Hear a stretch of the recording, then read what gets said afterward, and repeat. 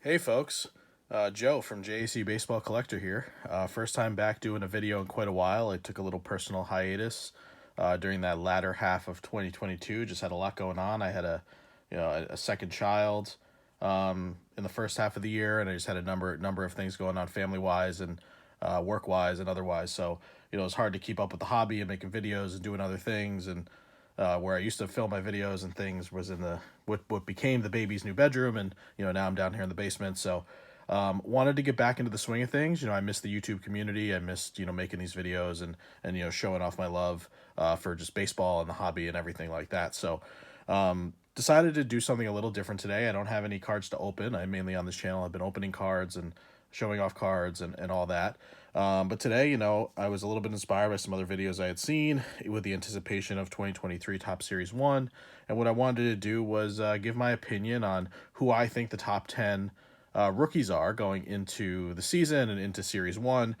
This will only be rookies who have a rookie card in Series 1, which will be dropping later on this week. I believe February 15th, Wednesday, February 15th, is when we can expect that to be hitting the shelves. So very, very exciting there to get into the 2023 swing of things. So not going to really comment on like the design or anything really else about the set, though I do like the design from what I've seen, but obviously you want to see that in person to get a sense of if you really like it or not. So from a rookie perspective in Series 1, there's 56 rookies out of the 330 total cards in the set. So, pretty nice chunk of rookies there. Number of them are going to be kind of, your lower tier guys that you're not going to be too interested in.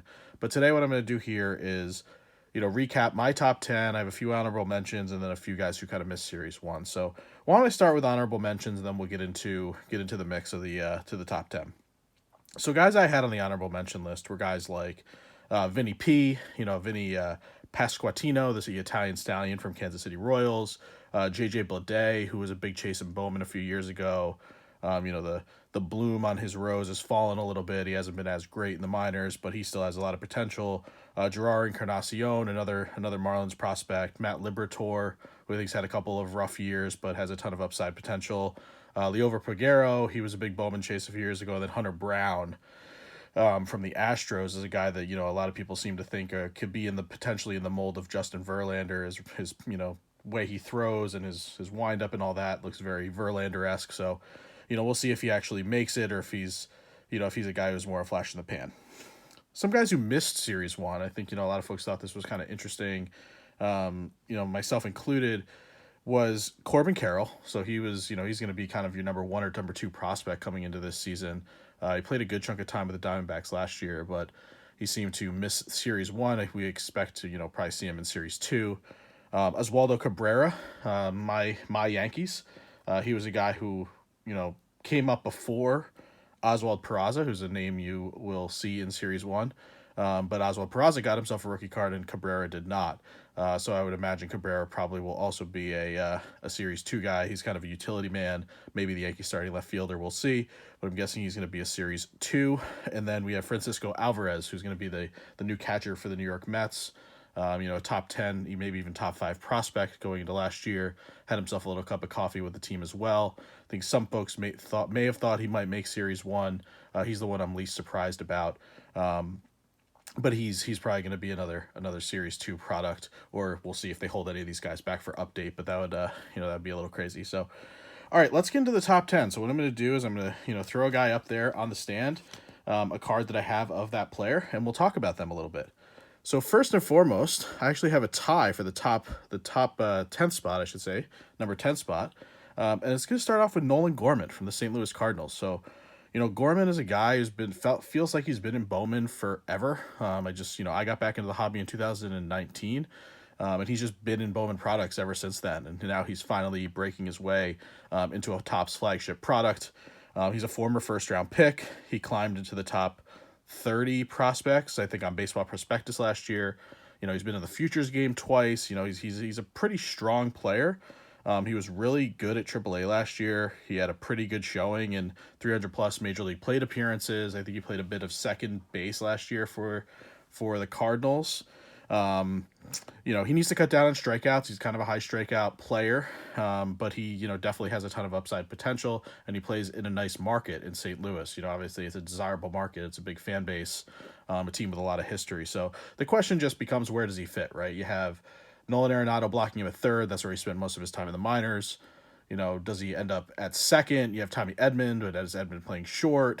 So does Gorman get some time at second base? Maybe I'm missing someone there in the Cardinals. I'm not fully up to the snuff with the Cardinals. I think they're going to move Jordan Walker to the outfield, so he might be in a corner outfield spot blocking Gorman. When he finally comes up, he's one of the top elite prospects in baseball right now. So the question becomes, where does Gorman fit? Does he stick with the Cardinals? Is he trade bait?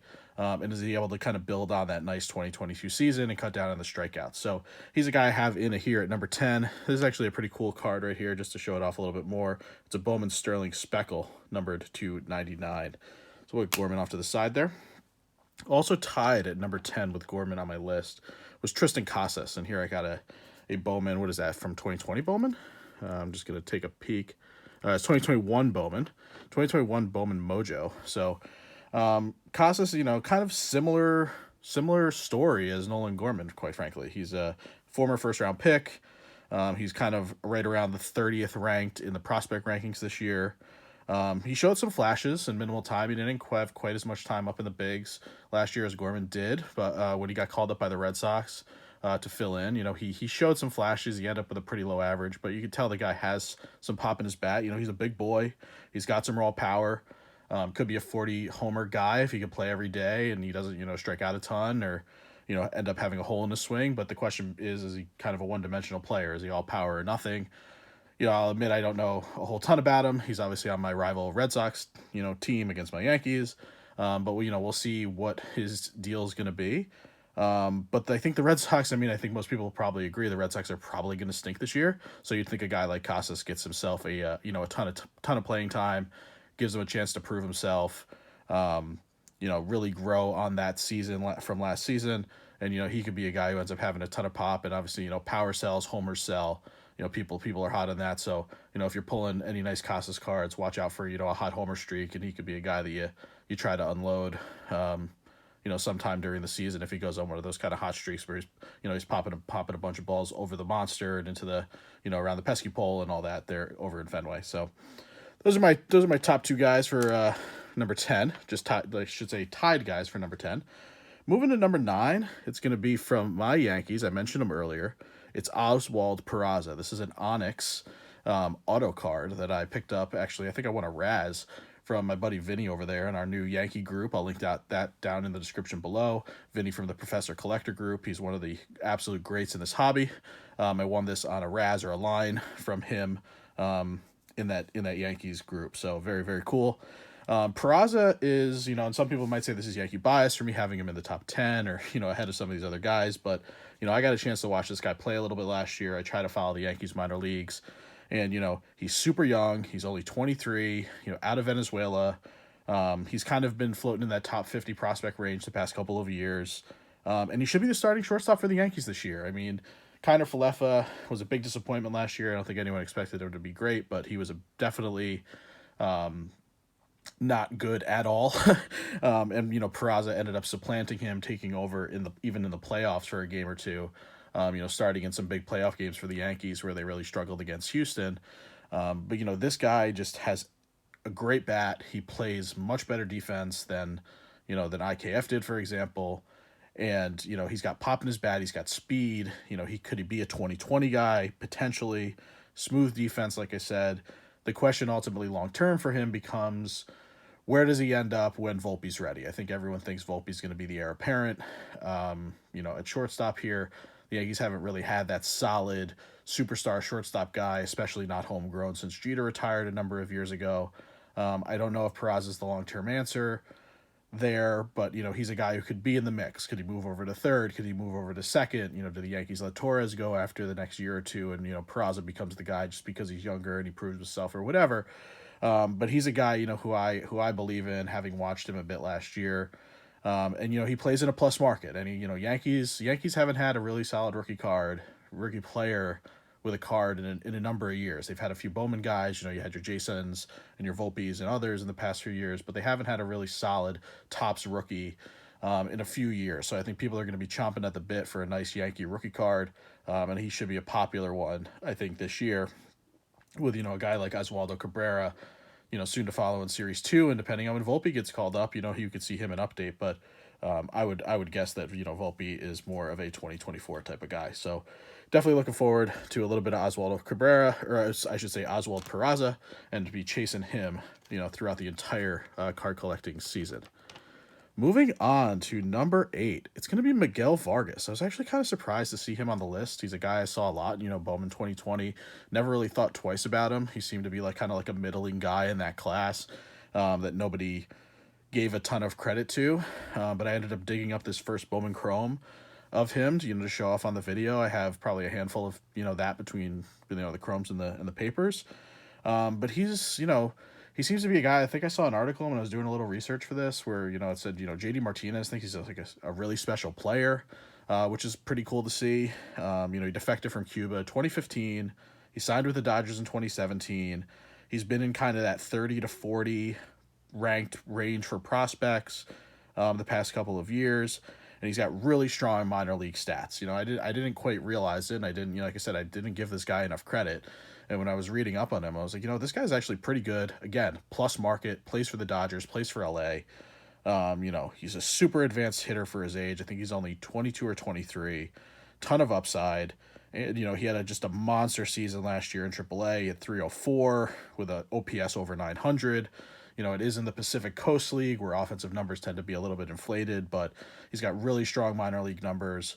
He's got all the potential in the world. And, playing in that, in that Dodgers uniform is going to make him certainly a bit more desirable and collectible than some other potential names or a guy in a smaller market. So, he could definitely be a sleeper and someone who flies up this list as a really good young player who's got himself a rookie card in Series 1. All right, next we got the first Brave on this list, and you can imagine that there might be a couple, and that's Vaughn Grissom. So, surprisingly enough, not related to former Brave Marquise Grissom. I thought he was. I was sure Marquise Grissom must be his father, and I was totally wrong about that. I looked it up, and I think I put a Marquise Grissom rookie card to the side here to kind of show off alongside, and I don't know what I did with it. I must have put it away, but it turns out they're not related. So Vaughn Grissom was a guy who, he really kind of came onto the scene surprisingly last year, in my opinion. He was an 11th round pick. He was never a top 100 prospect. He capitalized on an opportunity when Ozzie Albies got injured to come up to the big club and play a little bit of second base. Obviously he wasn't playing shortstop, which was his natural position because the Braves had Dansby. But now he's going to be the starter with Dansby in, going over to the Chicago Cubs. Vaughn Grissom earned his way into a starting role, and he's going to be a starter for the Braves going forward. Is there going to be any added pressure, playing for a really good team and a historic franchise as a shortstop rather than as a second baseman? Who knows? But, he's a guy who hits 350, 305, 310, 315, 320. I mean, in that range right there. He's super high OBP in the minor leagues, which is always, something that people find attractive. He can move a little bit. He plays pretty good defense. So the question just becomes, is this a guy who's going to have consistency doing that stuff at the MLB level? I think a lot of people think so. And that's why he's a clear top 10 in this rookie class for 2023. All right, now we're continuing to move along here. Let's go to, let's see. Yeah, this is who's next. We got Brett Beatty from the New York Mets. I got a nice Bowman's Best refractor auto that I got from a break in the LSU Maniac group. I've done pretty well with Bowman's Best in my time on that group. I think I had 2 Beatties at one point, got rid of one. But he's, another guy who might get a chance out of spring training for the Mets. Mets have high hopes. I think they were a little disappointed with the way their season ended last year. With Steve Cohen at the helm, spending a ton of money, saying World Series or bust. He doesn't want to be the little brother to the Yankees anymore. Guy's got billions and billions of dollars from his hedge fund. He wants to make sure the Mets are a winning team, and Brett Beatty might be a guy that could help them kind of get there, right? So he was another guy who was a former first round pick, drafted out of high school, Kind of started his minor league career a little bit slow that first year. Then COVID happened, and he took a big leap in 2022. He got himself up around the kind of top 25 prospect range on average between like the big publications, MLB.com, Baseball Prospectus, Baseball America. And he absolutely raked in minor league baseball last year. I actually didn't jot down any of his exact numbers. Some of the knocks on him were that he was hitting too many ground balls and he was striking out too much. He got the ground ball rate down to, a fairly manageable number, which is great. He's still got to get the Ks down a little bit, but he's got so much pop in his bat that he could potentially be a high K guy. Now, he was almost blocked. I mean, he almost got kind of screwed and blocked when the Mets looked like they were going to sign Correa, because they already have Francisco Lindor as a tremendous shortstop. And Correa was probably going to come over and play third, which is Beatty's natural position. So he was either going to have to get kicked to another position or just traded. He might have been trade bait for them to do something else, and he might have got an opportunity elsewhere. But, it looks like he might be the kind of left-handed pop that the Mets really need in that lineup. They have a lot of, nice right-handed hitters. I think Lindor's a switch hitter. Alonso's obviously a righty. But no one else really comes to mind as a big left-handed bat in that order. McNeil's a kind of obviously an average guy. He doesn't hit for much power. Starling Marte is more of a speed guy. But, Beatty could be that other side of the coin, a guy who could, hit it in front of or behind Alonso potentially and be that other, pop from the other side of the plate and make things a little bit of trouble for opposing pitchers. So Beatty's gonna round out my first half of this list. Definitely a guy looking forward to, and another guy in a plus market. I know the Mets aren't quite as collectible as the Yankees or the Dodgers, but New York, another plus market, really solid player there. All right, moving into the top 5. At number 5, we got Gabriel Moreno. I got the Donruss Optic rated prospect Silver Prism here. When he's still in his Toronto uniform. So I think, as most people know, Moreno did get traded this offseason to the Arizona Diamondbacks as part of the deal that brought Dalton Varsho to Toronto. So a really nice addition for Toronto, but also a really nice addition for the D-backs. Moreno is he's a top 10 prospect, another Venezuela guy. I've seen a few Venezuela guys on this list already. He I didn't realize how highly ranked he was. I think I was confusing him with Alvarez. I was thinking of him and Alvarez as kind of similar guys, and they actually were ranked pretty comparably on the prospect rankings in the past couple of years. Moreno's in that kind of like 7 to 10 range, I think, on most lists. It may be seen him as low as 12, but he's, a really, really, really solid hitter. Guy could just flat out hit. I mean, he hits 310 every single year. He's a 844 career OPS guy in the minor leagues. He just can flat out hit, and he was blocked by Kirk in Toronto. Alejandro Kirk emerged as a very nice catcher for the Blue Jays. So I think, going to Arizona, obviously not a plus market, so it could hurt his collectability.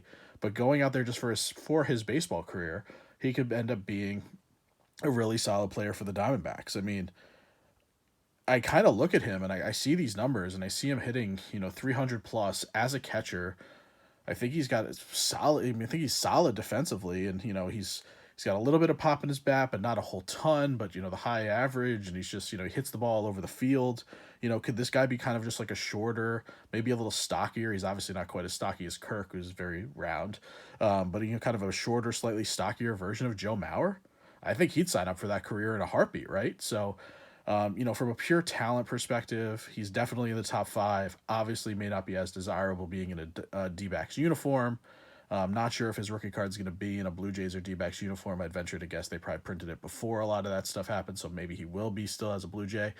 But pure talent-wise, this guy is absolutely awesome, phenomenal hitter, and I'm super partial to catchers, having been a catcher in my younger life. So definitely going to be a fan of Gabriel Moreno, and we'll be happy to pick up some of his stuff during the season. All right, moving on to number 4. We've got Riley Green for the Detroit Tigers. So last year for the Tigers, it was all about Spencer Torkelson, who, disappointed, I think, some people. His prices and things that came down in the hobby. Riley Green was going to be the other side of that coin for the Tigers. So, here we got his Bowman, his 2019 first Bowman, Chrome, Refractor, really nice card for a really nice player. So he was a top 5 pick and a top 5 prospect. He was drafted right out of high school. He surged all the way up to top 5 in the prospect rankings pretty much across the board going into last season. Really, really well-rounded player with power, speed, hit tool. This is a guy who could be 2020 and hit 300. I mean, he's kind of got it all. Obviously very fast, so he can patrol that outfield quite well out there in Detroit. They have a pretty big stadium, so they're going to need guys who can kind of track the ball out there. You got Badu in center, who's pretty speedy, good defender as well, even if he hasn't hit quite as well as he did during that initial hot streak a couple years ago. But yeah, Green was supposed to make the opening day roster last year. He was a guy I was expecting us to see an update series in 2022, but he ended up breaking his foot. He missed a bunch of time. He did come back. He played pretty well when he did come back, but he didn't sneak into update, even though he did play. But he's going to be a big part of this Tigers core. Detroit's maybe building themselves a really nice team, kind of in that mold of like the Astros or some other teams who have this really solid young core that could stick together for a number of years. They got Torkelson.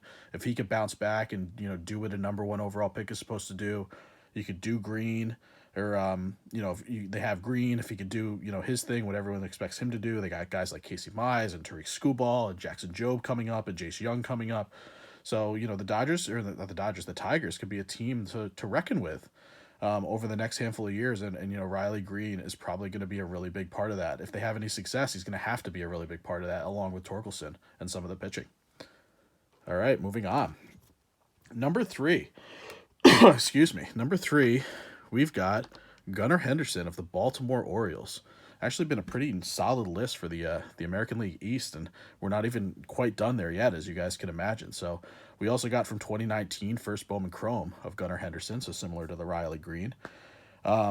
He's the consensus number 1 prospect heading into 2023. There's just no way around it. Baseball Prospectus, Baseball America, MLB.com rankings. I mean, this guy is the number 1 prospect.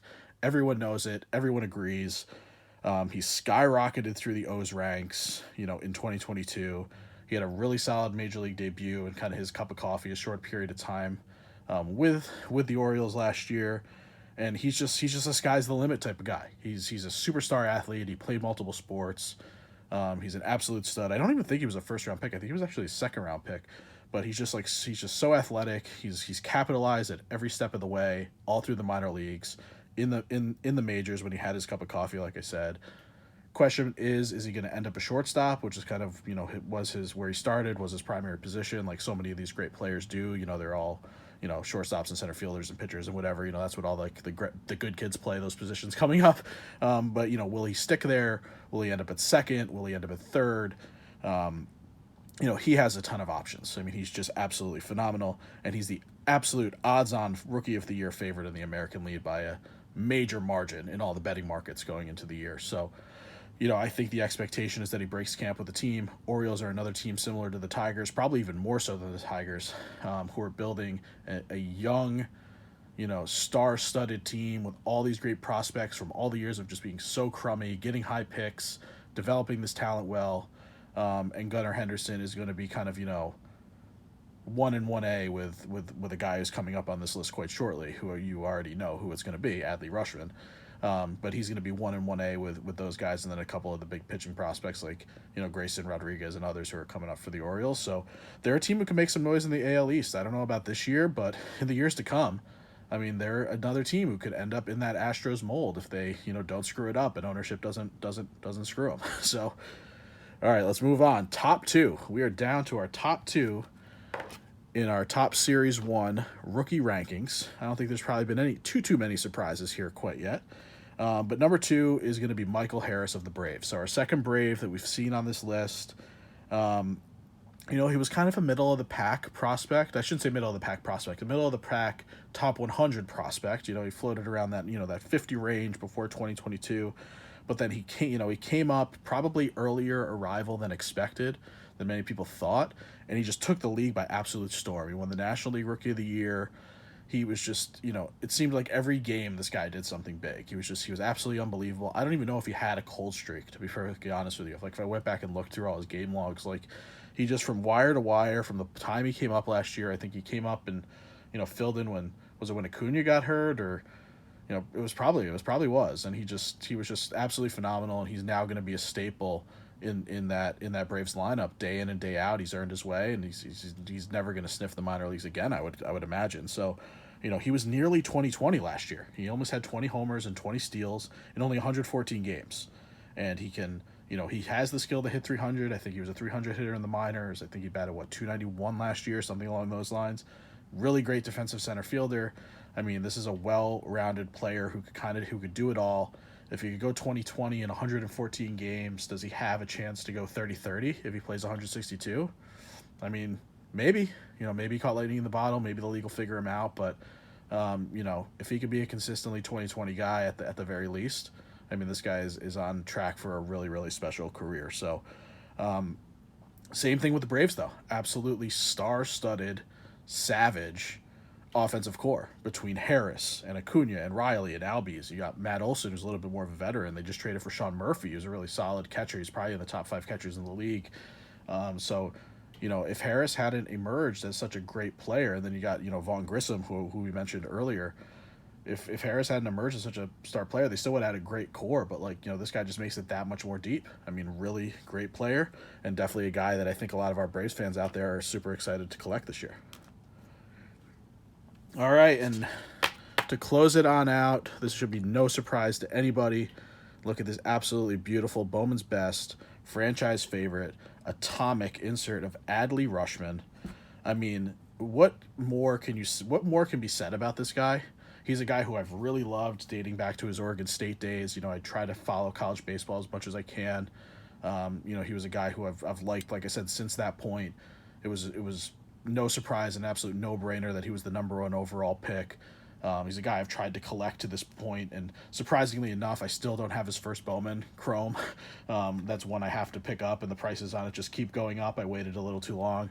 That was a mistake on my part, but, I've tried to pick up his, a few odds and ends of him, going to this point. But he has compared to this class, this is a really strong, really deep class. I think I've named 11 guys in this list. I named, another 5 or 6 honorable mentions, and there may be even a couple that I missed. This is a really potentially deep class of solid rookies, and this guy just has an unmatched pedigree compared to the rest of them. I mean, he was the College Player of the Year. He was a College World Series champion. He was the outstanding player of that College World Series. He went number 1 overall pick. Then he was the number 1 ranked prospect. I think he was kind of 1-2, but he was pretty much a number 1 ranked prospect. Busts into the major leagues and has himself an absolutely incredible rookie season. Only doesn't win Rookie of the Year last season because Julio Rodriguez had just such a godlike season, right? And he didn't play, Adley didn't play the full year. Over the course of a full season, maybe you would have given Julio a run, but, Julio has such an unbelievable season. He's probably the number 1 collected guy in the hobby right now, at least as far as modern goes, I would venture to guess. But Adley gave him a good run in terms of Rookie of the Year stuff. So, this is a guy who batted 400 plus with a 1200 OPS in college. He continued strong in the minors after COVID. I think he got drafted and then the COVID season happened. And then, 21 and 22, he was just a beast in the minor leagues. And, he came up and he's going to be the centerpiece of this special core of players that the Orioles are building. He should be a perennial MVP candidate as the centerpiece of that team. And he's a guy I really look forward to collecting. Hoping to, throughout all of, not just in Series 1, but in all the products where this guy has that beautiful RC logo on his cards. I'm hoping to absolutely stock up on a whole ton of them. This is a guy even on a team that's in my, a rival team in my division as a Yankee fan. He's an easy guy to root for, and I think he's going to have himself a really, really special career. So that will bring this video to a close. I can't believe that I've been going for almost 30 minutes. It's really great to be back into the swing of things with YouTube. I'll be back later this week, I think, opening some Series 1. I have some blasters on the way. Hopefully my jumbo box ships soon that I pre-ordered. So I'm looking forward to opening that on the channel for you guys and just show it off. And, I hope you missed me as much as I missed you. And I'm just, like I said, I'm really happy to be back into the swing of things and looking forward to a wonderful 2023 season of baseball and collecting and interacting with all you great people. Thanks a lot. Take care. The best is yet to come. See you guys.